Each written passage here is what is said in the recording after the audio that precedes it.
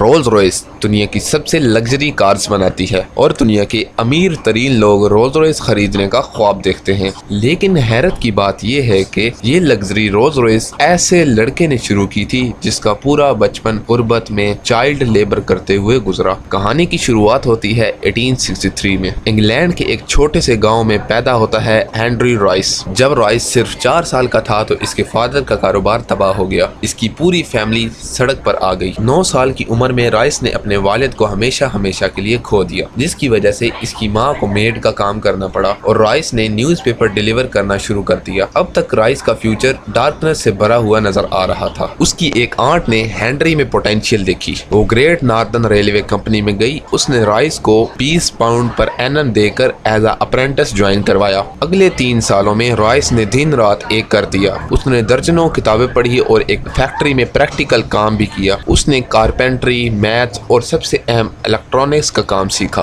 17 साल की उम्र में वो एक काबिल मैकेनिक बन चुके थे। जब वो 21 साल के थे तो वो एक मैक्सिम वेस्टर्न नामी कंपनी में एज अ इंजीनियर काम कर रहे थे, लेकिन फाइनेंशियल डिफिकल्टीज की वजह से ये कंपनी बंद होने वाली थी। इसके बाद रॉयस ने अपनी खुद की इलेक्ट्रिक इंजीनियरिंग कंपनी खोलने का फैसला किया। उसने अपने सेव किए हुए 20 यूरो को इस्तेमाल किया और मैनचेस्टर में एक छोटे से ऑफिस से शुरू किया, FH रॉयस एंड कंपनी। उन्होंने अपने एक दोस्त आरएस क्लैरमोंट को एज अ पार्टनर ज्वाइन कराया। उन्होंने इस काम के साथ साथ और भी काम किए, जैसे सीविंग मशीन रिपेयर करना, इलेक्ट्रिक फिटिंग करना वगैरह।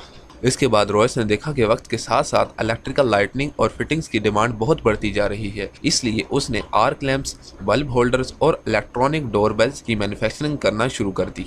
और ईयर 1900 तक इस कंपनी की सेल्स 20,000 पाउंड क्रॉस कर चुकी थी। 38 की एज में रॉयस की एक पूरी फैमिली थी और वो एक बहुत बड़ी फैक्ट्री खोलने का सोच रहे थे।